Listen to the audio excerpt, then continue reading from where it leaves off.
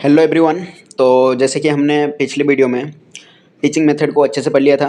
इस वीडियो में हमारा टारगेट रहेगा, पहले हम एक्सपीरियंशियल लर्निंग पढ़ेंगे, उसके बाद हम लोग पढ़ेंगे जॉयफुल लर्निंग के बारे में। देखो, इसमें ज़्यादा इंपॉर्टेंट है एक्सपीरियंशियल लर्निंग, क्योंकि इसमें कॉल्ब का जो एक थ्योरी आता है ना, उससे बहुत सारे क्वेश्चन पूछे जाते हैं। तो इस वीडियो में क्वेश्चन भी इंक्लूडेड होंगे। और जॉयफुल लर्निंग को हम ऐसे पढ़ेंगे, पहले क्वेश्चन देखेंगे, फिर उसके रिलेटेड थ्योरी, ताकि तुम्हारा अंडरस्टैंडिंग बने कि किस टाइप के क्वेश्चन आ रहे हैं एग्जाम में, है ना। तो चलो, सबसे पहले हम एक्सपीरियंशियल लर्निंग में कॉल्ब का जो थ्योरी था उसको देखेंगे। देखो, एक्सपीरियंशियल लर्निंग में अगर तुम एक पीडीएफ को याद कर लेते हो ढंग से ना, तो तुम्हारा काम बहुत आसान हो जाएगा। उसके बाद तुमको रटने की कोई ज़रूरत नहीं है, ठीक है। चलो देखते हैं कौन सा पीडीएफ है वो। पूरा एंड में जाके जो पीडीएफ है ना, उसके बारे में देखेंगे पूरा। वो एंड में मैंने रखा है उसे, उससे पहले देख लेते हैं।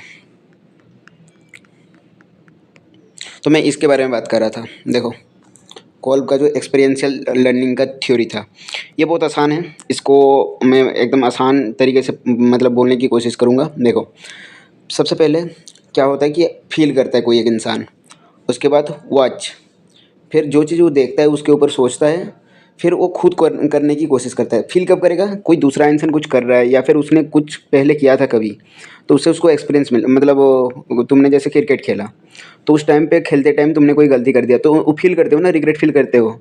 फिर तुम क्या करते हो कि गलती कहाँ रही उसको ऑब्जर्व करते हो, ढंग से ऑब्जर्व करने की कोशिश करते हो, रिमेंबर करते हो दिमाग में, हाँ यहाँ पर गलती रही, तो उसे बोला जाता है दिमाग में वॉच करना या कि ऑब्जर्व करना, ठीक है। गलती को ऑब्जर्व करो, फिर उसके बाद उसके ऊपर थिंक करो, क्रिटिकली थिंक करो कि कहाँ पर गलती एग्जैक्टली हो रहा है, किस पॉइंट पे हो रहा है, ठीक है। फिर उसके बाद नेक्स्ट टाइम जब तुम जाओगे, तो उसके बाद डू करोगे, जो गलती सुधारने की कोशिश करोगे, यानी कि तुम एक्चुअली उस पर एक्ट करोगे। जैसे विराट कोहली है, अगर वो खेले, है ना, खेलते टाइम उनसे कोई गलती हो गई, तो फिर आते हैं अपने रूम पे आके सोचेंगे, मतलब फील करेंगे, पहले सोचेंगे नहीं, फील करेंगे। सबसे पहले फील करेंगे रिग्रेट, फिर वो बोलेंगे चलो गलती तो हो गई, अब मैं वॉच करता हूँ कहाँ पर गलती हुआ, तो वो टीवी ऑन करेंगे। याद करो, ऐसे याद करोगे तो आसानी से रह जाएगा। देखो, जैसे कोहली है, वो अपने रूम पे आए, फिर उसके बाद वो बैठे, उनको हो गया रिग्रेट फील। क्या हुआ? रिग्रेट फील हो गया, ठीक है। अब जैसे उनको रिग्रेट फील हुआ, उन्होंने क्या, अपने जो मैच है ना उसको टीवी में ऑन किए, और पर्टिकुलरली किस जगह पर गलती है उसको वॉच किए, तो उनसे रिग्रेट हुआ, तो रिग्रेट फील किया उन्होंने। फिर उसके बाद अपने गलती को उन्होंने वॉच किया ढंग से, फिर उसके ऊपर उन्होंने क्रिटिकली थिंक किया कि मैं क्या चीज़ करूँ तो ये सुधर जाएगा, ठीक है। तो उन्होंने क्या किया, क्रिटिकली थिंक किया। फिर नेक्स्ट डू यानी नेक्स्ट मैच में जब ऐसे मतलब वो खेलने के लिए गए, तो उस गलती को सुधारने के लिए जो उन्होंने सोल्यूशन निकाला था ना, तो उसको वो डू किए। डू यानी करना, ठीक है। तो फिर से बताता हूँ, पहले वो ड्रेसिंग रूम में गए, जो भी उनका रूम होता है उस रूम में जाकर पहले वो उस गलती के रिगार्डिंग जो रिग्रेट होता है ना, वो रिग्रेट फील किए, पहली बात फील। फिर दूसरी बात क्या हुआ, फील करने के बाद वो मैच को ढंग से देखे, वॉच किए, अपनी गलती को वॉच यानी ऑब्जर्व किए। नेक्स्ट उसको सुधारने के लिए उसके ऊपर क्रिटिकली थिंक किए। अब जैसे जैसे उसको उनको कुछ सोल्यूशन मिला क्रिटिकल थिंकिंग की वजह से, है ना, तो उस सोल्यूशन को लेकर वो नेक्स्ट मैच में और ढंग मतलब उस गलती को ना हो इसलिए जाके परफॉर्म किए, यानी कि डू किए, ठीक है। चलो अब हम नेक्स्ट देखते हैं। ये जो नाम आसानी से मैंने लिख दिया ना, फील, वॉच, थिंक और डू, इसके डिफरेंट डिफरेंट टर्म्स होते हैं। तो थोड़े कॉम्प्लिकेटेड टर्म्स हो सकते हैं, लेकिन तुमको याद करने पड़ेंगे। याद यानी बस देख लो ताकि तुम पहचान पाओ, है ना। एक दो बार लिखोगे तो ऐसे हो ही जाएगा याद, लिख के याद करो, ज़्यादा मतलब बेटर होता है, वो एफिशिएंट भी होता है। फील यानी कॉन्क्रीट एक्सपीरियंस, फील यानी टच करके, जैसे विराट कोहली है वो बैट पकड़ते हैं, बैट क्या है, रियल लाइफ में एग्जिस्ट कर रहे हैं। मैंने बताया था ना कॉन्क्रीट के बारे में। कॉन्क्रीट यानी जो रियल लाइफ में मतलब प्रेजेंट हो, उसको पकड़ते हैं, यानी कि बैट को पकड़े थे, उनसे गलती हुआ, रियल लाइफ में गलती हुआ ना, तो उस गलती को फील किए, उसको बोला जाएगा कॉन्क्रीट एक्सपीरियंस। उन्होंने एक्सपीरियंस किया गलती, तो उनको रिग्रेट फील हुआ, ठीक है। तो फील यानी है concrete experience, concrete experience, CE, ठीक है। फिर नेक्स्ट वॉच यानी रिफ्लेक्टिव ऑब्जर्वेशन। वॉच मतलब क्या है, रिफ्लेक्टिव ऑब्जर्वेशन। तो जो मतलब मैच आकर देख रहे हैं ना ड्रेसिंग रूम में, तो वॉच कर रहे हैं, रिफ्लेक्टिव ऑब्जर्वेशन कर रहे हैं, ऑब्जर्व कर रहे हैं कहाँ पर गलती रह गया।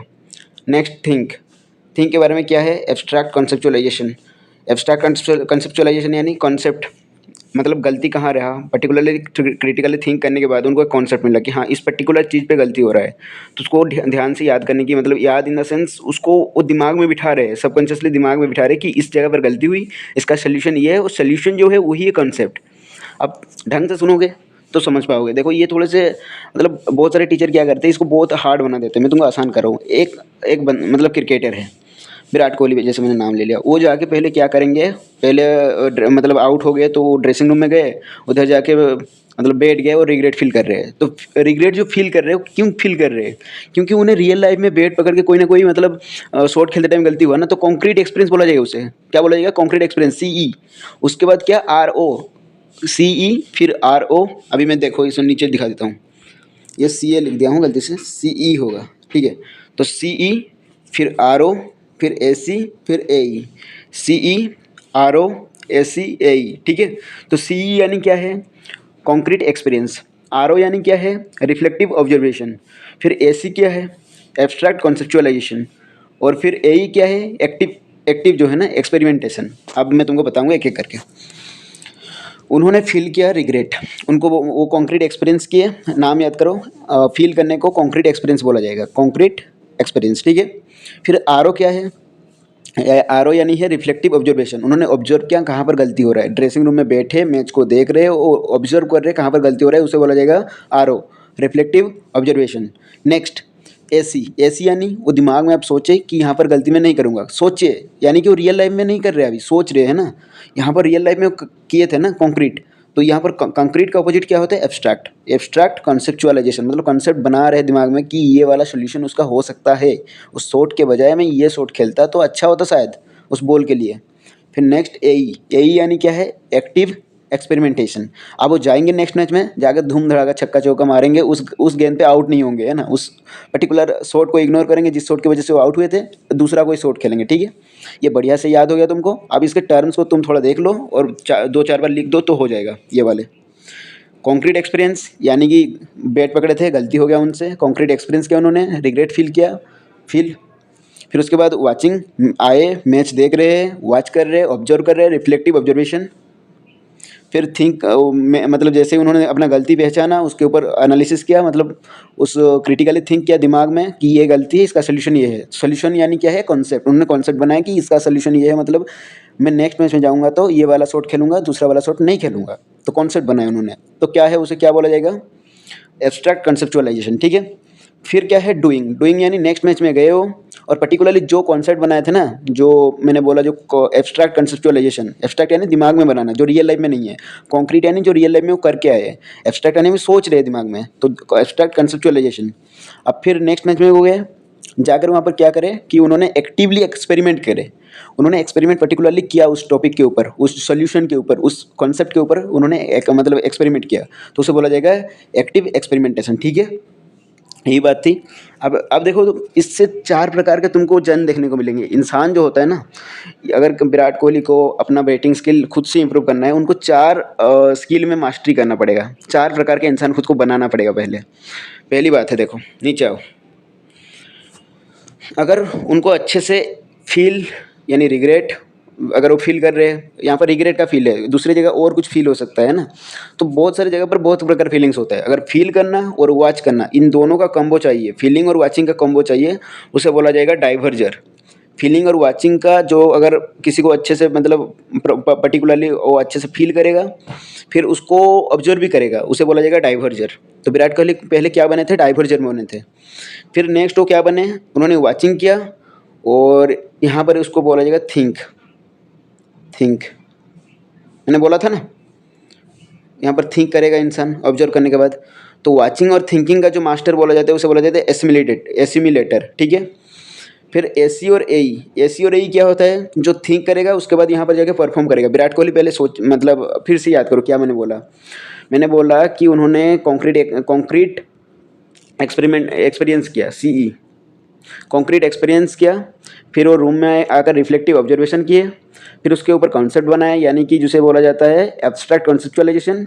नेक्स्ट वो मैच में जाके क्या किए? एक्टिव एक्सपेरिमेंटेशन किए, फिर एक्सपेरिमेंट किया, पूरा ग्राउंड में जाके एक्सपेरिमेंट किया कि अभी वाला जो मैं शॉट खेलूँगा तो वो पुराने वाले शॉट को अवॉइड कर पा रहा हूँ या फिर नहीं। ये एक्सपेरिमेंट किया उन्होंने जाकर, ठीक है। तो पहले वाला स्टेप अगर मैं देखूँ तो उनको क्या बनना पड़ेगा? जब उन्होंने अगर फील किया, बुरा फील किया, फिर उसके बाद उसको ऑब्जर्व किया, टीवी ऑन किए, है ना, और वो जैसे उन्होंने पूरा मैच आराम से एकदम देखते कि यहाँ पर गलती हुआ मेरे से, तो उन्होंने जो ऑब्जर्वेशन किया, ये दोनों का कॉम्बिनेशन अगर किसी इंसान के पास रहे, उसको बोला जाएगा डाइवर्जर। तो विराट कोहली पहले क्या बने? डाइवर्जर बने। तो देखो इसको एक कहानी की तरह याद करो। विराट कोहली आराम से मतलब कोई एक शॉट खेलने की कोशिश कर रहे थे, उन्होंने शॉट में कोई गलती किया, तो उससे उनको क्या हुआ कि उनको मतलब जैसे वो ड्रेसिंग रूम में आया तो उनको फील हुआ रिग्रेट, ठीक है। तो फीलिंग आया ना, फीलिंग आया, कोई मतलब बुरा फीलिंग आया। किस वजह से आया? उसका कोच क्या था मेनली? उसका मेन कोच था, हाँ, सीई होगा ये, कॉन्क्रीट एक्सपीरियंस। उन्होंने कॉन्क्रीट एक्सपीरियंस किया, कॉन्क्रीट यानी बैट को पकड़े थे, कोई एक रियल लाइफ में किया ना कुछ काम, तो उनसे उनको क्या मिला? एक मतलब फीलिंग मिला। अब उस फीलिंग्स को लेकर जब वो आए, रिग्रेट फीलिंग वो ड्रेसिंग रूम में लेकर आए, उन्होंने मतलब वो ड्रेसिंग रूम में बैठकर अपना मैच जो है उसको फिर से ऑब्जर्व करने लगे कि कहाँ उन्होंने गलती किया, खुद की बैटिंग को ऑब्जर्व कर रहे हैं। तो उन्होंने जैसे ऑब्जर्व किया ना, कैसे ऑब्जर्व करेंगे? वॉच करके ना। तो वही बात है, पहले आया फीलिंग, फिर उसके बाद उसको वॉच किए, फिर उसको क्या करेंगे? वो उसके रिलेटेड थिंकिंग करेंगे कि हाँ इसके रिलेटेड ये चीज़ें हैं। उन्होंने अच्छे से उसके ऊपर थिंकिंग किया। अब थिंकिंग के बाद क्या आएगा? हाँ, जो ये गलती हुआ है, उन्होंने कॉन्सेप्ट बनाया, ये सोल्यूशन है उसका, ये गलती है तो ये इसका सोल्यूशन है। तो उसके ऊपर क्रिटिकली थिंक करके उन्होंने उसका सोल्यूशन निकाला, जिसे बोला जाएगा मतलब कॉन्सेप्ट बनाना। एसी, एसी यानी मतलब जिसे बोला जाता है एब्स्ट्रैक्ट कंसेप्चुअलाइजेशन। एब्स्ट्रैक्ट यानी दिमाग में चीज़ें चल रहा है, रियल लाइफ में कुछ नहीं हुआ है, बस दिमाग में। एब्स्ट्रैक्ट यानी दिमाग में है ना, मतलब इमेजिनेशन में उन्होंने कुछ एक कॉन्सेप्ट बनाया थिंक करके, इसे क्या बोला जाएगा? थिंकिंग, ठीक है। फिर एई, एई क्या, एई किसे बोला जाएगा? बोलो। एई यानी एक्टिव एक्सपेरिमेंटेशन। उन्होंने जाकर नेक्स्ट मैच में उसको एक्सपेरिमेंट किया ग्राउंड पे, इसे बोला जाएगा एक्टिव एक्सपेरिमेंटेशन, ठीक है, समझ गए? अब देखो एक्सपेरिमेंटेशन करना यानी डूइंग, इसे क्या बोला जाएगा? डूइंग। तो वही बात है, पहले फीलिंग, फिर वाचिंग, इसे लिखो थिंकिंग, इसे बोला जाएगा डूइंग, जो मैंने पहले बता दिया था। देखो डूइंग, एक्टिव एक्सपेरिमेंटेशन यानी डूइंग, और एब्स्ट्रैक्ट कॉन्सेप्चुअलाइजेशन यानी थिंकिंग। तो फीलिंग और जो वाचिंग के बीच जो मतलब जो अच्छे से कर पाए ये दो चीज़, उसे बोला जाएगा डाइवर्जर। और वाचिंग और थिंकिंग जो अच्छे से कर पाए उसे बोला जाएगा एसिमुलेटर। इसे कैसे याद करोगे? डाका याद करो, DACA। पहले आएगा क्या? डाइवर्जर, फिर एसिमुलेटर, फिर कन्वर्जर, फिर एकोमोडेटर। डाइवर्जर, एसिमुलेटर, कन्वर्जर, और उसके बाद आएगा एकोमोडेटर, ठीक है। अब इसको हम अच्छे से इधर देखते हैं। फीलिंग करना यानी कि कॉन्क्रीट एक्सपीरियंस, वॉच करना रिफ्लेक्टिव ऑब्जर्वेशन। ऑब्जर्व, जो अच्छे से ऑब्जर्व करेगा तो वॉच करके ही तो करेगा ना। कॉन्सेप्ट बनाने के लिए क्या करना पड़ता है? थिंक करना पड़ता है। और करने के लिए डू यानी एक्सपेरिमेंट करेगा ना, डू क्या करेगा? एक्सपेरिमेंट। थिंक क्या करेगा? कॉन्सेप्ट। फिर वॉच यानी ऑब्जर्व करना। फिर उसके बाद फील करने के लिए एक्सपीरियंस भी तो होना चाहिए ना। तो ये जो गलती उसने किया, अब इसको साइकिल कैसे कंप्लीट होगा? उन्होंने जो नेक्स्ट मैच में जाके खेल मतलब उन्होंने जो नेक्स्ट मैच में जाके कोई एक परफॉर्म किया, अब उससे फिर वही फीलिंग्स आ सकता है, कोई अच्छा फीलिंग्स आएगा तो उसको और अच्छा करने के लिए फिर से वॉच करेंगे मैच को, ठीक है ना। वही तो मतलब ये साइकिल रिपीट होगा। उन्होंने जाके अगर नेक्स्ट मैच में एक्सपेरिमेंट किया, मतलब ग्राउंड पे जाके किया ना विराट कोहली, अगर कुछ और अच्छा खेल लिया उन्होंने, तो फिर ग्राउंड के जब आप जब निकलेंगे थोड़ा सा प्राउड फील करेंगे, फीलिंग्स तो आएगा ही, लेकिन उसको ऑब्जर्व भी तो करना है ना, इस बार क्या गलती था जो मैंने सुधार लिया और नेक्स्ट टाइम और क्या बेहतर कर सकता हूँ। तो ये साइकिल रिपीट होता रहेगा। इसे कोल्ब का एक्सपीरियंशियल लर्निंग थ्योरी बोला जाता है, ठीक है। अब इसको हम देखेंगे मेन PDF से। तो देखो जैसे मैंने बोला 4 लर्निंग स्टाइल होता है। डाइवर्जिंग, डाइवर्जिंग किसके बीच आएगा? फील और वॉच के बीच। जो फील और वॉच करे उसे बोला जाएगा डाइवर्जिंग। फिर डाइवर्जिंग के बाद क्या था? डाका, फुल फॉर्म याद है ना, डाका, डाइवर्जर, फिर एसिमुलेटर, फिर कन्वर्जर, फिर एकोमोडेटर। डाइवर्जर यानी फील और वॉच करना। फिर वॉच, उसके बाद क्या था? थिंक ना। वॉच के बाद क्या था? थिंक था। तो थिंक और वॉच जो करेगा उसे क्या बोला जाएगा? एसिमुलेटर। फिर थिंक के बाद क्या था? डू करना। तो थिंक उसके बाद डू, थिंक और डू के बीच जो आएगा उसे बोला जाएगा कन्वर्जर। फिर उसके बाद क्या था? तो डाका, DAC, सी हो गया ना, कन्वर्जर। फिर ए में क्या होगा? एकोमोडेटर। एकोमोडेटर में क्या होगा? उसने जो फील किया, फिर फील किया ना, तो उसने डू करने के बाद फिर से उसको फील करना रहता है, तो डू के बाद आ गया फील, इसे बोला जाएगा एकोमोडेटर, ठीक है, समझ गए। अब नेक्स्ट, अब सबसे पहले इस PDF से थोड़ा देख लो, जो मेन चीज़ था मैंने समझा दिया। यहाँ पर जैसे मैंने बोला इस स्टेप इससे बाद इसके बाद ये सबसे पहले क्या करेगा? उसको वो फील करेगा, उसके बाद क्या करेगा? वॉच, उसके बाद क्या करेगा? वॉच करने के बाद उसके ऊपर थिंक करेगा, फिर जाकर नेक्स्ट मैच में डू करेगा, ठीक है। तो वही बात है, ये पूरा चीज़ ये लर्नर के पर्सपेक्टिव से भी देख सकते हो, मैंने एक क्रिकेटर के पर्सपेक्टिव से बताया ये चीज़। लेकिन लर्नर क्या करेगा, जैसे वो जाके कोई एग्ज़ाम दिया, एग्ज़ाम में कुछ गलतियाँ हुआ, उसे वो पहले से मतलब उसको रिव्यू करेगा ना, रिव्यू करना है, ऑब्जर्व करना, वॉच करना, फिर उसके बाद वो दिमाग में कॉन्सेप्ट को और मजबूत करेगा। जैसे तुमने मॉक टेस्ट दिया, मॉक टेस्ट में कुछ गलती हुआ, उसको तुम पहले क्या करोगे, मॉक टेस्ट का जब मतलब आ जाता है ना रिजल्ट, उसको वॉच करोगे, ऑब्जर्व करोगे, रिव्यू करोगे, फिर उसके बाद अपना कॉन्सेप्ट को मजबूत करोगे पर्टिकुलर टॉपिक के ऊपर और उसका सोल्यूशन ढूंढोगे, है ना। फिर जाकर नेक्स्ट मैच में फिर से मॉक टेस्ट देने के बाद मॉक टेस्ट दे दोगे पहली बात, और देते टाइम उन गलतियों का ध्यान रखना।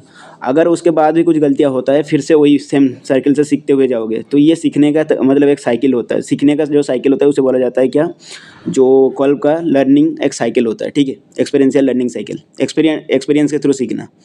तो इसमें क्या होगा, पहली बात एक्सपीरियंस होगा, फिर रिफ्लेक्ट होगा, ये रिफ्लेक्ट यानी ऑब्जर्व, फिर थिंक करोगे तुम, फिर उसको अप्लाई करोगे, फिर नया एक एक्सपीरियंस बनेगा। मॉक टेस्ट देने के बाद नेक्स्ट मॉक टेस्ट जो दोगे ना, सेकंड मॉक टेस्ट, उससे जो एक्सपीरियंस बनेगा उसको नेक्स्ट साइकिल में एंट्री करोगे, है ना। जैसे सेकंड मॉक टेस्ट में तुमको कुछ एक्सपीरियंस मिला, तो थर्ड मॉक टेस्ट में उसको सुधारने की कोशिश करोगे। तो सुधारोगे कैसे, रिफ्लेक्ट होगा यहाँ पर, जो कि ऑब्जर्व बोला जाता है जिसे, वॉच करना, फिर उसके बाद थिंक करोगे, फिर फोर्थ मॉक टेस्ट में जाके फिर उसको सुधारोगे, या थर्ड मॉक टेस्ट जो भी, इसी तरह से साइकिल रिपीट होता रहेगा। एक्सपीरियंस के थ्रू इंसान सीखता है, ठीक है, बहुत आसान है ये चीज़। इसमें मैंने जैसे बता रखा था, पहले होगा कॉन्क्रीट एक्सपीरियंस, इसको पढ़ लोगे तो, मैं तो आसान भाषा में अगर बताऊं तो इंसान हैंड ऑन एक्सपीरियंस करता है। जैसे विराट कोहली बैट पकड़े हाथों में, उन्होंने कुछ एक्सपीरियंस कर दिया, जाके आराम से खेल लिया, कुछ गलती से उनसे हो भी गया, है ना, तो उसके बारे में जाकर फिर वो क्या करेंगे, सीखेंगे। इसमें क्या आएगा, example participating in science experiment और रोल प्ले, कोई भी चीज़ में जाकर पार्टिसिपेट कर दो तो वहाँ से क्या हो जाएगा, हैंड ऑन एक्सपीरियंस, यानी कि जिससे बोला जाता है कॉन्क्रीट एक्सपीरियंस। अब नेक्स्ट क्या है, रिफ्लेक्टिव ऑब्जर्वेशन। रिफ्लेक्टिव ऑब्जर्वेशन यानी उस मैच को क्या करोगे, जो तुम्हारा गलती हो गया, जैसे विराट कोहली के केस में तो मैच था, लेकिन तुम्हारे केस में कोई मॉक टेस्ट दिया, तुमने गलती हो गया, तो उसको जाके वॉच करोगे, रिव्यू करोगे। After the experience you reflect on what happened, observe carefully and considering different perspective. कोई ज़्यादा मतलब इसे इंग्लिश सिर्फ लिख दिया है, ये इंपॉर्टेंट नहीं है, तुम समझो वही बात इंपॉर्टेंट है। रिफ्लेक्टिव ऑब्जर्वेशन है सेकंड स्टेप, तुमको पूछेगा तो ये वाला पॉइंट पूछेगा, रिफ्लेक्टिव ऑब्जर्वेशन वाला पॉइंट, ठीक है। तो वो क्या बोलेगा, जो एक्सपीरियंस हुआ उसमें रिफ्लेक्ट वाला पॉइंट तुमको दिख गया, ऑब्जर्व वाला पॉइंट या रिव्यू वाला पॉइंट तो तुमको मानना है आरओ, रिफ्लेक्टिव ऑब्जर्वेशन, ठीक है। और कॉन्सेप्चुअलाइजेशन में क्या है, थिंक, अगर थिंकिंग वाला पॉइंट दिखा तो एब्स्ट्रैक्ट कॉन्सेप्चुअलाइजेशन ने टिक करना है, एसी, आरओ और एसी, आरओ कैंट आरओ, उसके बाद एसी, ठीक है ना, ऐसे याद कर लो, आरओ के बाद आएगा एसी। एग्जाम्पल, कोई साइंटिफिक प्रिंसिपल को तुमने समझा आराम से, फिर जो कि मतलब तुमने एक्सपेरिमेंट किया और उसके बाद तुमसे कोई गलती हो गया, चलो तुम साइंस का एक्सपेरिमेंट कर रहे थे, तुमसे गलती हो गया, फिर तुमने मतलब उसको अच्छे से एनालिसिस या रिव्यू किया, फिर उसके ऊपर थिंक किया, और नेक्स्ट जैसे तुमने जाकर कोई नेक्स्ट अगर कोई एक्सपेरिमेंट किया ना, तो उसमें उसको सुधार लिया, तो एक्टिव एक्सपेरिमेंटेशन उसके बाद आ गया। You apply what you have learn to the new situation, example designing a new experiment और ट्राइंग टू न्यू अप्रोच। वही जो नया एक्सपेरिमेंट करोगे उसमें उसको सुधारने की कोशिश करोगे, अगर फिर भी कोई गलती रहेगा तो फिर साइकिल को रिपीट करो, फिर सीखते जाओ उसके ऊपर, है ना। तो ये वाला पॉइंट भी याद कर लेना, जैसे मैंने बोला था फील और वॉच करने को बोला जाता है डाइवर्जर। यहाँ से जैसे तुमको वॉच मिला तो वॉच के बाद क्या होगा, थिंक करना, तो वॉच और थिंक वाले को क्या बोला जाएगा, एसिमुलेटेड डाका, फुल फॉर्म डाका बोला था ना, जो ट्रिक डाका, तो ये है डाइवर्जर, एसिमुलेटर, कन्वर्जर, उसके बाद क्या होगा, एकोमोडेटर। पहले आएगा क्या, पहले आएगा फील, फिर आएगा वॉच, फिर आएगा क्या, थिंक, देन नेक्स्ट है डू। तो फील, वॉच, थिंक, डू, हो गया ना, बढ़िया। देखेंगे बच्चा जो होता है ना वो एक्सपीरियंस से सीखता है, नॉलेज का जो बेसिक जो चीज़ नॉलेज होता है ना वो डेवलप होता है एक्सपीरियंसेस से, नॉट फ्रॉम द बुक। किताबों से नॉलेज नहीं मिलता उतना ज़्यादा जितना एक्सपीरियंस सिखा के जाता है, बोलते हैं ना एक्सपीरियंस ज़्यादा सिखाता है एज कम्पेयर टू किताब उतना ज़्यादा चीज़ें नहीं सिखा पाएगा जितना एक्सपीरियंस सिखा के चला जाएगा, ठीक है ना, तो वही बात है। अब नेक्स्ट हम देखते हैं की फीचर क्या क्या है। लर्निंग बाय डूइंग, इंसान करेगा तभी तो सीखेगा। हैंड ऑन एक्टिविटीज़, जो मैंने बोला था हैंड ऑन एक्टिविटीज़ किस में आएगा बताओ, कौन सा वाला पॉइंट में, फर्स्ट पॉइंट में आएगा, जो कि होता है कॉन्क्रीट एक्सपीरियंस, वो खुद करेगा, रियल लाइफ में कुछ करेगा, concrete experience. Hand on activity जैसे कि एक्सपेरिमेंट किया, उसने प्रोजेक्ट किया बच्चे ने, फिर रोल प्ले किया, वहाँ से कुछ उसका क्या होगा, एक्सपीरियंस मिलेगा उसको हैंड ऑन एक्टिविटीज़ के। फिर next promote critical thinking and problem solving, ये किस में आएगा, क्रिटिकल थिंकिंग किस में आएगा, मैंने बोला था एब्स्ट्रैक्ट कंसेप्चुअलाइजेशन, थिंकिंग में आएगा ये पूरा। क्रिटिकल थिंकिंग करेगा, प्रॉब्लम सॉल्विंग सीखेगा इससे, तो प्रॉब्लम सॉल्विंग से क्या करेगा वो, क्रिटिकली थिंक करेगा। Next constructivist approach based on the पियाजे एंड वाइगोट्स्की, इसके ऊपर डिटेल में पढ़ेंगे हम। इसके ऊपर हमारा पूरा नेक्स्ट जो सेशन आएगा ना उसमें इसी के ऊपर पढ़ेंगे। इतना याद करो, कॉन्स्ट्रक्टिविस्ट वाला अप्रोच किसने दिया था? पियाजे और वाइगोट्स्की, ये दो नाम याद करो। पियाजे और वाइगोट्स्की ने क्या दिया था? कॉन्स्ट्रक्टिविस्ट अप्रोच। फिर से बता रहा हूँ, कंस्ट्रक्टिविस्ट अप्रोच किसने दिया था? पियाजे और Vygotsky. Next, real life relevance. Real life relevance किसे बोला जाएगा? Connecting learning to the real life situation. जो लर्निंग होता है ना उसको रियल लाइफ के साथ कनेक्ट करना एक टीचर का काम होता है, तभी तो एक्सपीरियंशियल लर्निंग बनेगा ना। जो रियल लाइफ में कुछ एक्सपीरियंसेस रहा हो उसको अगर हम कनेक्ट करें ना पढ़ाई के साथ, वो बेटर होता है। रियल लाइफ सिचुएशन के साथ कनेक्ट करना चाहिए। जैसे मैंने अभी तुमको कॉन्सेप्ट समझाया ना, जो कोल्ब का एक्सपीरियंशियल थ्योरी, उसको मैंने विराट कोहली के बैटिंग, उन्होंने कुछ गलती किया, वो जो गेंद को खेलते हैं ना, जो ऑफ स्टंप के बाहर वाले गेंद को खेलते हैं आउट स्विंगर को, और उनका गलती हो जाता है बैट में कनेक्ट होके, उसी गेंद को बार बार आउट होते हैं। तो उसी को मैंने एग्जांपल लिया, रियल लाइफ को एग्जांपल लिया और तुमको कॉन्सेप्ट समझा दिया, ठीक है ना। रियल लाइफ रिलेवेंस बोला जाता है इसे। फिर उसके बाद लर्नर सेंटर वाला अप्रोच अपनाना चाहिए, ये बेटर होता है। लर्नर सेंटर वाला अप्रोच से ही एक्सपीरियंशियल लर्निंग डेवलप होता है। मैं फिर से बता रहा हूँ क्या क्या इंपॉर्टेंट पूछा जा सकता है। अगर उसने एक्सपीरियंशियल लर्निंग के बारे में पूछा तो पहली बात, लर्निंग बाय डूइंग करोगे तभी तुम सीखोगे, लर्निंग बाय डूइंग, ठीक है। फिर नेक्स्ट, हैंड ऑन एक्टिविटीज, जो मैंने बोला था, मतलब हैंड लगना चाहिए। अगर हाथ लगाओगे तभी तो कुछ सीखोगे भाई, उसमें इन्वॉल्व होगे, पार्टिसिपेट करोगे। एक्टिव पार्टिसिपेशन करना जरूरी है। और पार्टिसिपेट किस में करते हैं बच्चे? मेनली एक्टिव किस में रहते हैं बच्चे? लर्नर। तो लर्नर सेंटर उसमें आ जाएगा, learning by doing, learner centre, hand on activities. तो इससे क्या होगा? क्रिटिकल थिंकिंग डेवलप होगा, प्रॉब्लम सॉल्विंग भी डेवलप होगा। किससे? वो जो थर्ड वाला पॉइंट था ना, जो हमने पढ़ा था, जिससे कॉन्सेप्चुअलाइजेशन आता था, एब्स्ट्रैक्ट कॉन्सेप्चुअलाइजेशन। नेक्स्ट, तो पियाजे और वाइगोट्स्की ने क्या दिया था? कंस्ट्रक्टिविस्ट। एग्जाम्पल क्या है इसके? साइंस एक्सपेरिमेंट करेगा तो एक्सपीरियंशियल लर्निंग मिलेगा। मैथमेटिक्स में भी मिलेगा, मेजरिंग ऑब्जेक्ट, रोल प्ले जैसे ईवीएस में, एनवायरमेंटल साइंस में। फिर market activity for money concept, जैसे इकोनॉमिक्स रिलेटेड सिखाना है तो मनी कॉन्सेप्ट के रिलेटेड मार्केट एक्टिविटी को उसको बताओगे, उसको बोलोगे जाके मार्केट में कोई सामान बेचो, उसको आइडिया मिलेगा प्रॉफिट लॉस, है ना। और उसके बाद उसको आके किसी सेव करना है, नेक्स्ट डे पर उसको सामान वगैरह खरीदना हो, रॉ मटेरियल, वही बात है। एट द एंड वो सीख ही जाएगा चीज़ें, वो अगर खुद करेगा तो, एक्सपीरियंस करेगा तभी सीखेगा।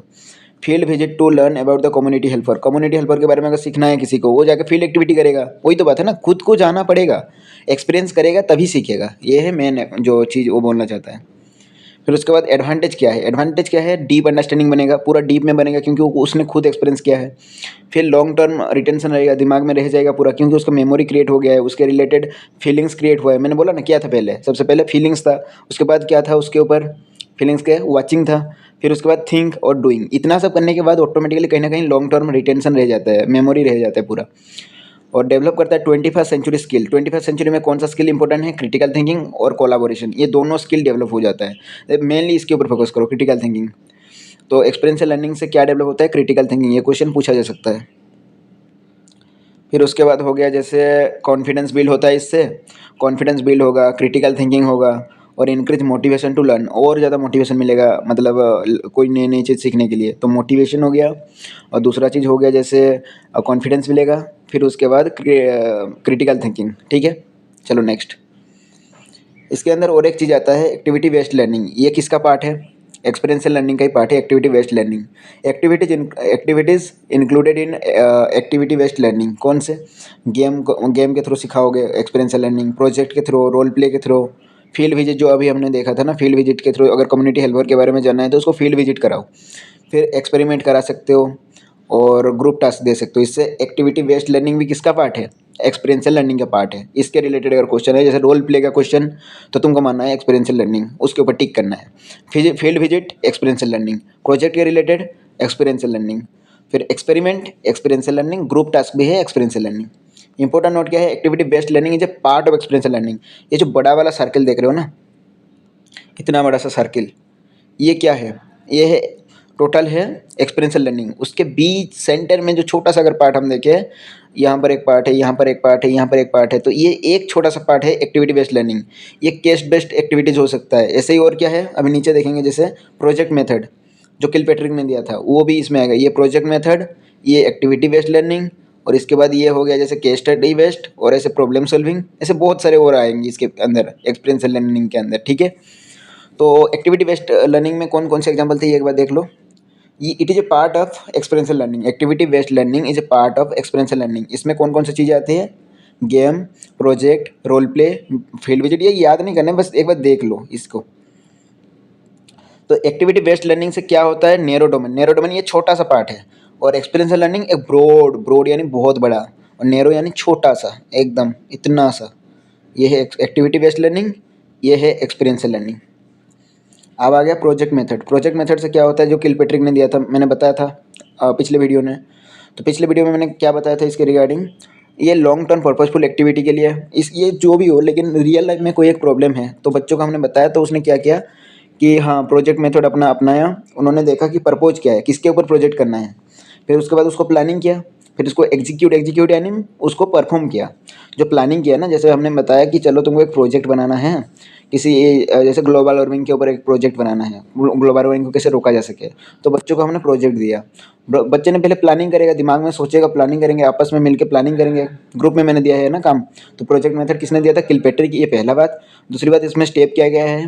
पहले उनको परपोज दो, या फिर जिसको प्रोजेक्ट बोला जाता है, प्रोजेक्ट या उसको परपोज दोगे, फिर उसके ऊपर वो क्या करेगा? बच्चा प्लानिंग करेगा, फिर उसको एग्जीक्यूट करेगा यानी परफॉर्म करेगा, करने की कोशिश करेगा, मतलब यानी एग्जीक्यूट करेगा, वो परफॉर्म करेगा। फिर उससे उसको कुछ ना कुछ मिलेगा, उसको इवैल्यूएट करेगा, हाँ इतना हद तक ये सक्सेसफुल रहा, इतना ये फेलियर हुआ, ठीक है। अब नेक्स्ट साइकिल मैंने बताया था। साइकिल में मैंने क्या बताया कि हाँ सबसे पहले इंसान क्या करेगा? एक्सपीरियंस करेगा। तो एक्सपीरियंस से कुछ ना कुछ उसको ऑब्जर्व करना रहता है। वो आके जैसे एग्जांपल याद करो, क्या किया था, उसके बाद ऑब्जर्व किया था, रिफ्लेक्ट किया था, जिसे रिफ्लेक्टिव ऑब्जर्वेशन बोला जाता है। फिर थिंक करने को क्या बोला जाता है? Abstract conceptualisation. फिर अप्लाई करोगे यानी कि एक्टिव एक्सपेरिमेंटेशन, और नया एक्सपीरियंस कुछ मिलेगा। फिर साइकिल रिपीट भी हो सकता है, मतलब उसको और इम्प्रूव करते जाओ। लर्निंग कैसे होता है? एक्सपीरियंस से होता है। और मतलब तुम नया नया एक्सपीरियंस करते जाओ और नया नया चीज़ सीखते जाओ, है ना। ये वो होता है लर्निंग। किसके थ्रू होगा? एक्सपीरियंस के थ्रू, जिसे बोला जाता है एक्सपीरियंशियल लर्निंग। ये 4 स्टेज में होगा, बस यही याद करो कौन कौन से 4 स्टेज। पहले एक्सपीरियंस करोगे कॉन्क्रीट, जिसे वो फीलिंग्स बोला जाता है, तो फीलिंग्स यानी कॉन्क्रीट एक्सपीरियंस। फिर उसके बाद रिफ्लेक्टिव ऑब्जर्वेशन यानी वॉचिंग। फिर उसके बाद थिंकिंग, इसके जो नीचे लिखा है इसे भी पढ़ सकते हो वैसे। थिंकिंग क्या होता है? Abstract conceptualisation. फिर एक्टिव एक्सपेरिमेंटेशन किसे बोला जाएगा? डूइंग को बोला जाएगा। नेक्स्ट जाकर नेक्स्ट मैच में जो ट्राई किए थे ना कोहली, या फिर तुम नेक्स्ट मॉक टेस्ट में जाकर फिर से ट्राई करोगे, इसे बोला जाएगा एक्टिव एक्सपेरिमेंटेशन। ये वाला याद कर सकते हो। जो मैंने साइकिल बताया था उससे सबसे ऊपर क्या था? याद करो, सबसे ऊपर था फीलिंग्स। उसके बाद राइट साइड में क्या था? याद करो, वॉच। नीचे क्या था? थिंकिंग। लेफ्ट में क्या था? लेफ्ट में था डूइंग। तो अब देखो, अब हम सबसे साइकिल को रिपीट करेंगे। कौन से डायरेक्शन में? याद करो, क्लॉकवाइज डायरेक्शन में। क्लॉकवाइज डायरेक्शन में आ रहा है। जैसे सबसे पहले स्टार्ट हुआ कहाँ से? वो फीलिंग से। फीलिंग से वॉचिंग। फीलिंग और वॉचिंग किसका सबसे अच्छा होता है? मैंने दिया था तुमको ट्रिक, डाका। डी यानी डाइवर्जर। उसके बाद ए एसिमिलेटर। उसके बाद क्या होगा? एसिमिलेटर के बाद हाँ कन्वर्जर। उसके बाद क्या होगा? एकोमोडेटर, ठीक है। तो फील और वॉच कौन अच्छा करेगा? डाइवर्जर। थिंक और वॉच अच्छा कौन करेगा? एसिमिलेटर। फिर कहाँ खत्म हुआ? थिंक। तो थिंक के बाद क्या था? डू। थिंक और डू कौन अच्छा करेगा? कन्वर्जर। और उसके बाद आएगा एकोमोडेटर। तो ये 1, ये 2, ये 3, ये 4, ऐसे 1 2 3 4 नहीं होता क्योंकि ये साइकिल है, कहाँ से भी शुरू, कहीं से भी शुरू कर सकते हो, ठीक है। लेकिन याद करने के लिए मैंने एक सीक्वेंस बना दिया है। चलो नेक्स्ट क्वेश्चन देखेंगे। मैंने ये इसके बारे में ज़्यादा कुछ नहीं जानना है, बस ये ध्यान रखना है कि केस स्टडी बेस्ड क्वेश्चंस भी इसके ऊपर आते हैं, पहली बात। और केस स्टडी बेस्ड क्वेश्चन के थ्रू भी तुम्हारा कहीं ना कहीं एक्सपीरियंशियल लर्निंग डेवलप होता है, ठीक है। Practice question. A student is unable to understand fraction, a teacher uses a pizza model this represent, pizza दे दिया ना, तो इससे क्या हुआ? उसको रियल लाइफ की चीज़ें मिला, है ना। तो रियल लाइफ एक्सपीरियंस से अगर वो सीख रहा है तो उसको क्या बोला जाएगा? Experiential learning. मैंने बोला था ना, रियल लाइफ के रिलेटेड जो भी होगा उसको एक्सपीरियंशियल लर्निंग बोला जाएगा। फिर a student struggle to understand place value. Place value यानी कौन सा टेंस, फिर कौन सा वंस, ये वाला समझ नहीं पा रहा है ना। जैसे मैंने लिखा 12, तो ये क्या है? ये है, बोलो बोलो, ये है टेंस, ये है वंस। तो ये अगर कोई बच्चा समझ नहीं पा रहा है उसको कैसे सिखाया जाएगा? कुछ और, जैसे स्टिक दे दिया उनको, स्टिक के थ्रू डेमोन्स्ट्रेट कर रहा है टीचर, तो इसे एक्सपीरियंशियल लर्निंग बोला जाएगा। ये देखो, a teacher organise a market activity. मैंने बोला था मार्केट एक्टिविटी जैसे रिलेटेड हो गया चीज़ें, तो उसके लिए भी क्या हम कर सकते हैं? एक्टिविटी बेस्ड लर्निंग कर सकते हैं। Activity based learning is also part of है, हाँ इज ए पार्ट ऑफ किसका? Experiential learning. A child can not understand the concept of area, a teacher uses the student to cover the table with paper square. एक table के ऊपर क्या किया उसने? Paper का स्क्वायर शेप का paper डालने के लिए बोले, अगर वो एरिया नहीं समझ पा रहा है बच्चा, तो उसके थ्रू उसको एरिया समझाया जा रहा है, तो उसे बोला जाएगा एक्सपीरियंशियल लर्निंग। लेक्चर तो थोड़ी होगा, लेक्चर नहीं होगा, वर्बल भी नहीं होगा, असेसमेंट भी नहीं होगा ना। फिर student are confused about the pollution type, teacher take them outside, बाहर जाके खुद एक्सपीरियंस करेंगे बच्चे, तो ये फील्ड बेस्ड लर्निंग। तो कौन कौन से आ गए, ये अगर टोटल एक्सपीरियंस लर्निंग, इसमें फील्ड बेस्ड लर्निंग होगा, एक्टिविटी बेस्ड लर्निंग होगा, है ना। और जैसे प्रोजेक्ट मेथड हो गया, किल पैटर्न ने दिया था। उसके बाद केस स्टडी बेस्ड लर्निंग भी हो गया, और मार्केट एक्टिविटी भी आ गया इसी में, फील्ड एक्टिविटी भी हो गया, है ना। बढ़िया। फिर to teach symmetry, a teacher give the mirror to the student and ask them to explore symmetrical object. ये खुद क्वेश्चन पढ़ो और खुद आंसर करने की कोशिश करो। पढ़ लिए, बढ़िया। तो उन्होंने मिरर दिया, रियल लाइफ में वो देखेंगे और सीखेंगे सिमेट्रिकल चीज़ों के बारे में, एक्सपीरियंशियल लर्निंग। और ये देखो तुम ऐसे भी कर सकते हो ना, मेमोरी, ये भी तो देखो, मेमोरी यानी याद करवाना ज़्यादा, ये भी तो पसंद नहीं है। टेस्टिंग, ये भी नहीं। पनिशमेंट तो और ख़राब, और ख़राब चीज़ें थोड़ी होगी। एक्सपीरियंशियल लर्निंग यानी अच्छी चीज़ है, यही इमेजिन करो बच्चों के लिए कौन सा चीज़ सही है। A learner is unable to grasp the concept of evaporation. A teacher asks them to keep the two bowl of water, one in sunlight, one in shade. तो एक बच्चे को इवापोरेशन समझ नहीं आ रहा है। फिर उसके बाद क्या क्या टीचर ने बोले कि एक को एक बाउल में पानी भरो, 2 बाउल में, एक को बाहर रखो सन में, एक को अंदर शेड में रखो, ठीक है, मतलब छाँव में रखो। तो उसके बाद उसको समझ आ जाएगा, जो इसमें जो जो मतलब सन के अंडर होगा ना, वो जल्दी सूख जाएगा उससे पानी। और ये तो भाई यार एक दो बार रह ही जाएगा, इसमें पानी नहीं सूखेगा। तो यहाँ से पता चला कि जो मतलब सन के अंडर था वहाँ पर इवापोरेशन हुआ है। ये भी लर्निंग थ्रू एक्सपेरिमेंटेशन हुआ। ड्रिल मेथड भी वही बात है, रोट लर्निंग वगैरह प्रोमोट करता है। रोट लर्निंग कभी नहीं होगा। रोट लर्निंग मतलब याद करवा देना, रट्टा मारवाना। रोट लर्निंग मतलब रट्टा याद कर लो। पनिशमेंट ये भी नहीं, असेसमेंट भी नहीं, है ना। फिर student learning through the community helper. Community helper के बारे में मैंने बताया था, फील्ड एक्टिविटी करना। फील्ड एक्टिविटी किस में आएगा, एक्सपीरियंशियल लर्निंग में आएगा, ठीक है। रोल प्ले का बात किया था मैंने, ये किस में आएगा, role play, activity based learning. Activity based learning is a part of experiential learning, ठीक है। Next, student are confused about the good and the bad conduct. A teacher give them the short story, story के through समझाना, and ask them to identify the moral value. This is the case based learning. Case based learning is also part of experiential learning, ठीक है। Punishment कभी नहीं होगा, rote learning तो वो भी नहीं होगा। Case based learning is the answer. ये खत्म हो गया तुम्हारा। तो अब हम देखेंगे जॉयफुल लर्निंग का कोर। जॉयफुल लर्निंग क्या होता है और उसका कोर कॉन्सेप्ट क्या है। Joyful learning is a learning style that encourage student to be engaged, curious and motivated. Joy का मतलब क्या है, जॉय का मतलब हैप्पीनेस, मतलब पढ़ने में उसको हैप्पीनेस होना चाहिए, है ना। जब कोई चीज़ें सीख रहा है उसमें क्यूरियोसिटी होना चाहिए, उस चीज़ में बच्चा एंगेज होना चाहिए। पर्टिकुलरली जो कॉन्सेप्ट पढ़ाया जा रहा है, जो टॉपिक उसको समझाया जा रहा है, उसमें उसको इंटरेस्ट होना चाहिए पहली बात। और वो एंगेज होना चाहिए, क्यूरियोसिटी डेवलप होना चाहिए बच्चे के अंदर, और वो मोटिवेटेड फील करे। मतलब उसको कैसे सिखाया जाएगा, फन के साथ, मतलब teaching with fun.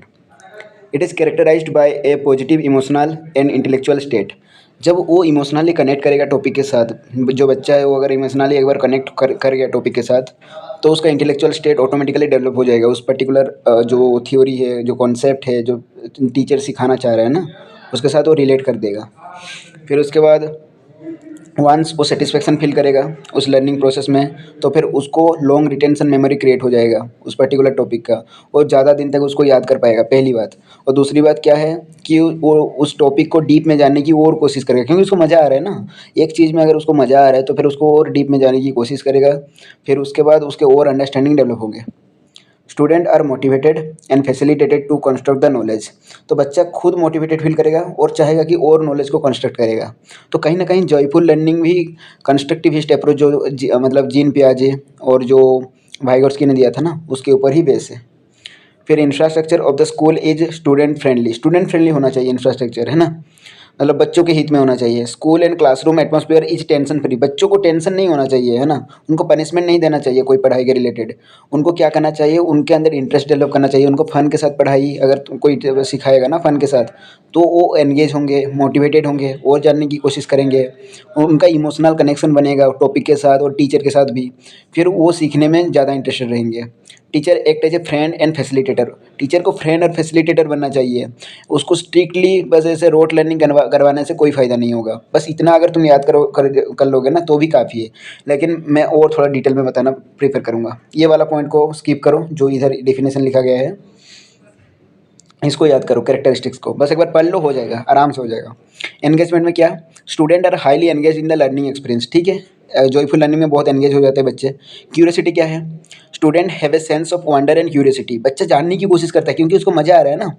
Shared interest, student interact with educational content, जो कंटेंट है उसको इंटरेस्ट के साथ सुनने की कोशिश करता है क्योंकि उसको मीनिंगफुल चीज़ें उसमें नज़र आता है, क्योंकि मज़ा आता है उसमें, है ना। फिर उसमें पर्सनल कंट्रोल क्या होता है? Student have some agency in the learning experience, उसका मतलब खुद का, क्योंकि इंटरेस्ट डेवलप हो चुका है ना, तो इमोशनली कनेक्ट कर चुका है, उसका पर्सनल कंट्रोल उस पे आ चुका है उस टॉपिक के ऊपर।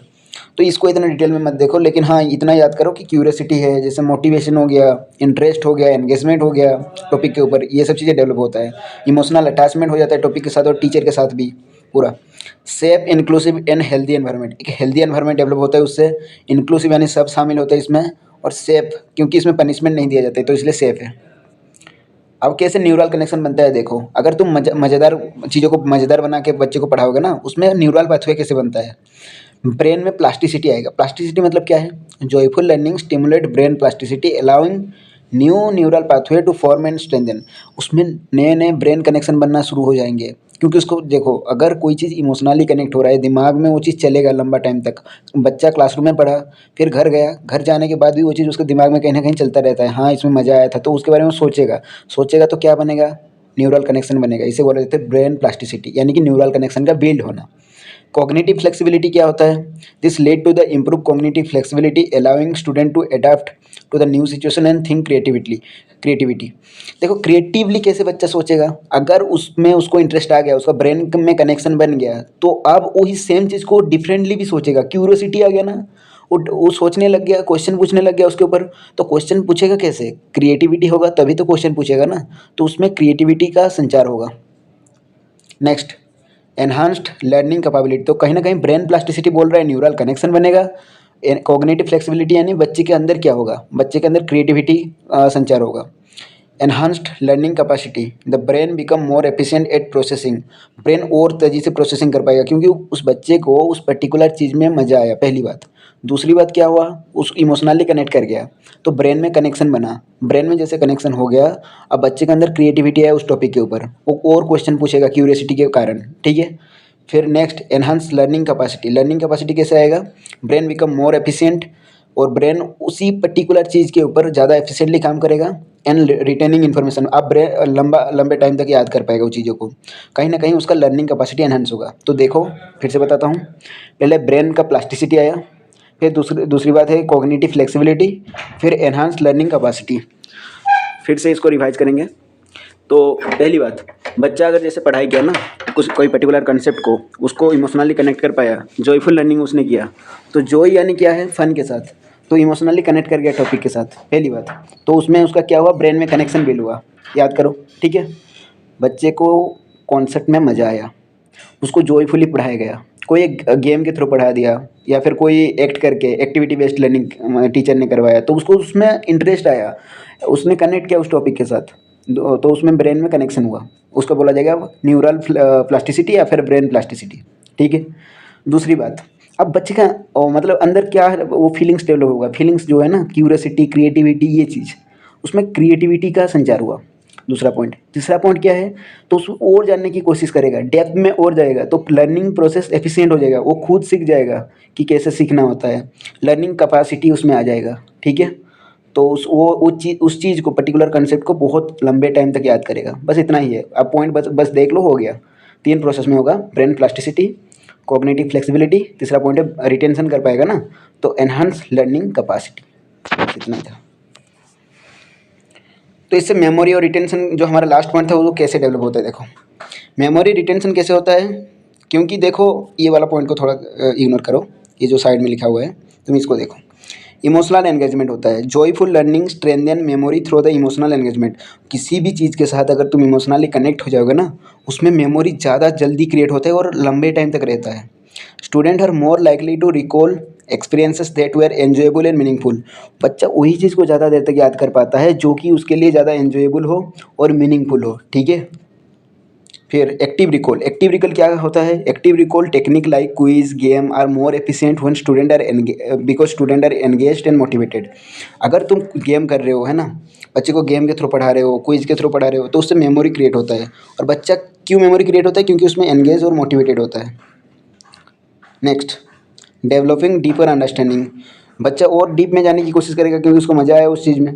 तो उसमें क्या होगा? डीपर अंडरस्टैंडिंग डेवलप होगा, वो मीनिंगफुल चीज़ें उसमें ढूंढेगा और एक्टिवली एंगेज होगा। इसको डीप मतलब बोला जाता है डीपर अंडरस्टैंडिंग। खुद भी थोड़ा सा पॉइंट्स को देख लो, जैसे learning become memorable when it's enjoyable. अगर एंजॉयबल है तो मेमोरेबल है, एंजॉयबल है तो मेमोरेबल है।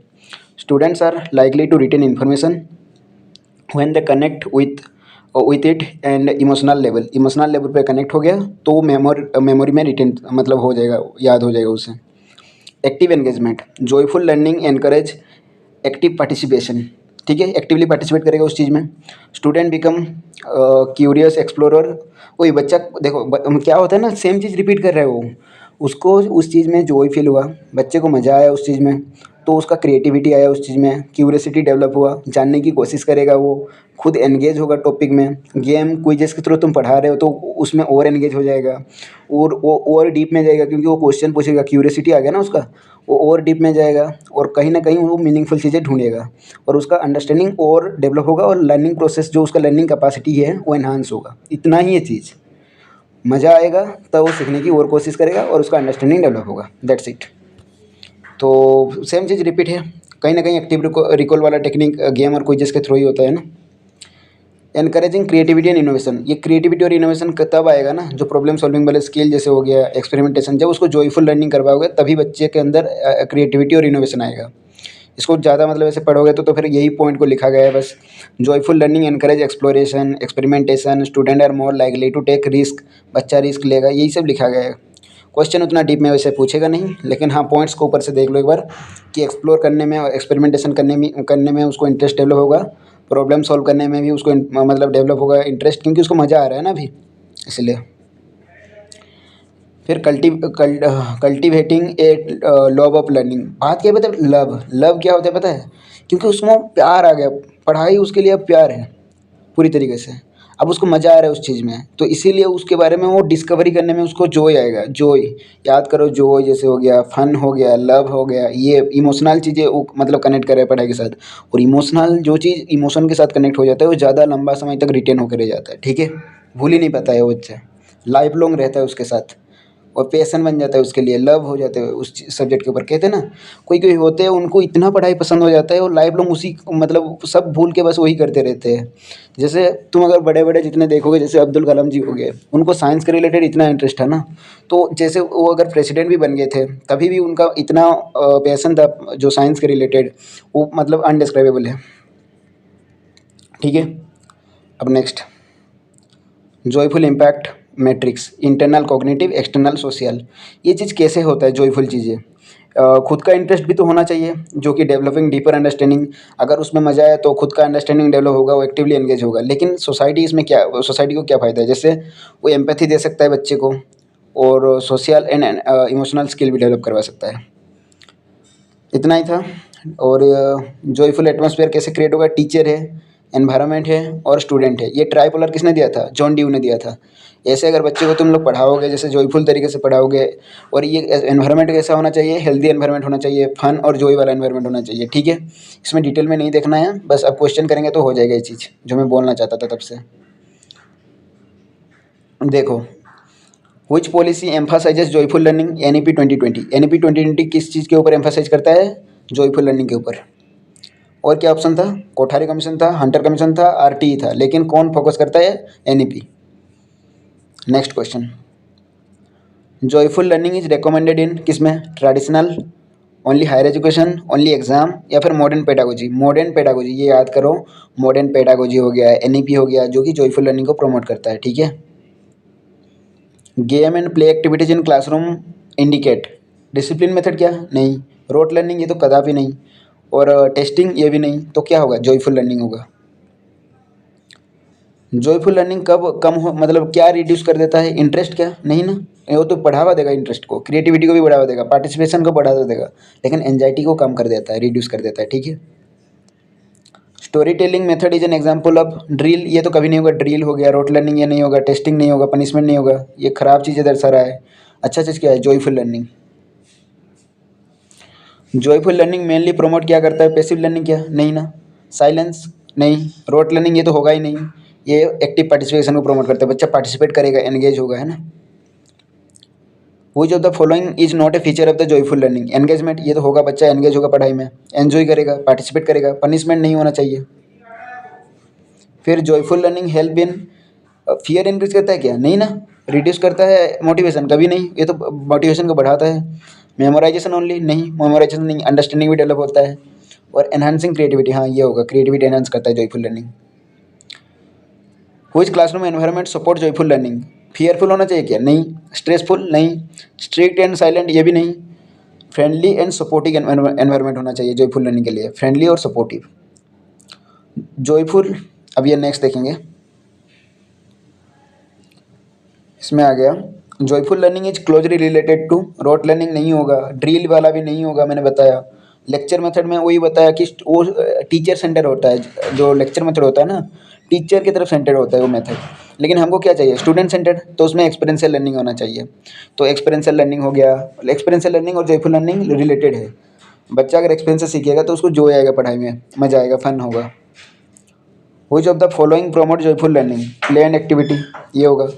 टेस्टिंग करने से नहीं, स्ट्रिक्ट होने से भी नहीं, फियर ऑफ फेलियर से भी नहीं, ठीक है। In joyful learning the role of teacher is, role of teacher क्या होता है? फैसिलिटेटर और फ्रेंड। ओके, फैसिलिटेटर होना चाहिए और फ्रेंड होना चाहिए, ठीक है। इतना ही था। और अब नेक्स्ट लेक्चर से हम जो बाकी जितने भी हमारे टॉपिक्स है उसको कंप्लीट कर देंगे एक वीडियो बना के, तो फिर हमारा यूनिट 3 कंप्लीट हो जाएगा।